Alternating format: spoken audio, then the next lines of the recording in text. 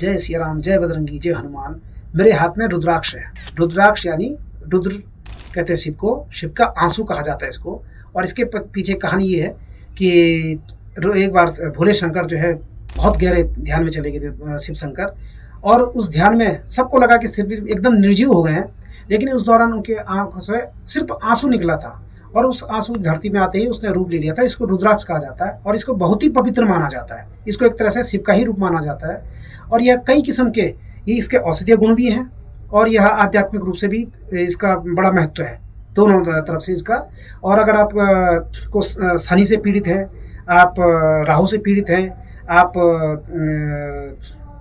केतु से पीड़ित हैं, या किसी भी तरह से आपको दुष्प्रभाव लगते हैं तो आप रुद्राक्ष को धारण कर सकते हैं। लेकिन रुद्राक्ष को धारण करते हुए कुछ सावधानियां भी हैं, और हर रुद्राक्ष को हर व्यक्ति के लिए होता नहीं है। 12 राशियां हैं, 12 राशियों के लिए रुद्राक्ष अलग अलग हैं। हर राशि के हिसाब से रुद्राक्ष होगा। आप किसी जानकार आदमी से आप पूछ के रुद्राक्ष धारण कर सकते हैं। और इसके लिए मैं अलग से एक वीडियो बनाऊंगा जिसमें कि रुद्राक्ष के किस व्यक्ति के लिए कौन सा रुद्राक्ष होता है। लेकिन बहरहाल आप रुद्राक्ष को, दूसरा रुद्राक्ष को सिर्फ एक ख्याल रखिए कि गंदे हाथों से आपने जो भी रुद्राक्ष आपके पास है उसे भगवान का आशीर्वाद समझिए। बहुत आपके पास है, ये मत सोचिए कि मेरे पास गलत है, सही है। आप उसको ईश्वर का रूप समझिए, उसको जागृत मानिए, और रुद्राक्ष धारण करने से पहले उसको जागृत जरूर कीजिए। और जागृत करने के लिए बहुत ज़्यादा कुछ नहीं करना होता है। आप किसी सोमवार को शिवालय में जाइए, शिव के को जल चढ़ाइए, इसको गंगा जल से धोइए, उसके बाद इसको शिवलिंग से टच कर दीजिए और इसको प्रणाम करके अपने पास में रख लीजिए। बस इतने में जागृत हो जाता है। और वैसे प्रक्रिया भी है कि बेल पत्र में रख के ये किया जाता है। लंबे प्रोसेस है, लेकिन मैं बहुत शॉर्ट बता रहा हूँ कि जिसमें कोई कुछ लगता नहीं है, न ज़्यादा कुछ करना है न ज़्यादा कुछ करना, और अपने आप में जागृत हो जाता है। और जागृत रुद्राक्ष जब आपके पास होगा तो आपको ये बुरी चीज़ों से बचाएगा, आपको मानसिक रूप से शांति देगा, आपको तमाम ग्रहों के दुष्प्रभावों से भी बचाएगा। लेकिन ख्याल जरूर रखिए कि शौचालय में न ले जाइए, आप इसको गंदे स्थानों पर मत ले जाइए।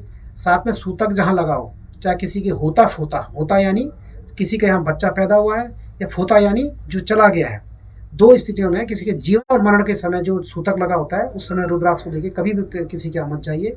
इसको घर में रख दीजिए या अलग से रख दीजिए सुरक्षित करके। और जब दोबारा आए तो दोबारा से आप गंगा जल में जो करके या शिवालय में जाके प्रणाम करके इसको दोबारा से धारण कर लीजिए। रात को सोते समय रुद्राक्ष को रात को सोते समय आप सिरहाने के नीचे रख लीजिए। आपको गलत सपने भी नहीं आएंगे, लेकिन उतार के सोइए।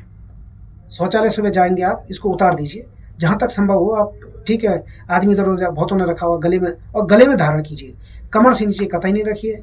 अगर हाथ में भी आप पहनते हैं रुद्राक्ष को, तो हाथ में पहनने से भी क्या होता है, कई जगह ऐसे हाथ चला जाता है कि गंदी संदी जगह चला। दूसरा, मांस, मदिरा, मछली, ये जो भक्षण है रुद्राक्ष में सर्वथा वर्जित हैं। अगर आपने मांस, मछली, मदिरा का सेवन किया तो यह रुद्राक्ष आपको फायदा देने की जगह नुकसान कर सकता है। इस चीज़ का अवश्य ख्याल रखिए।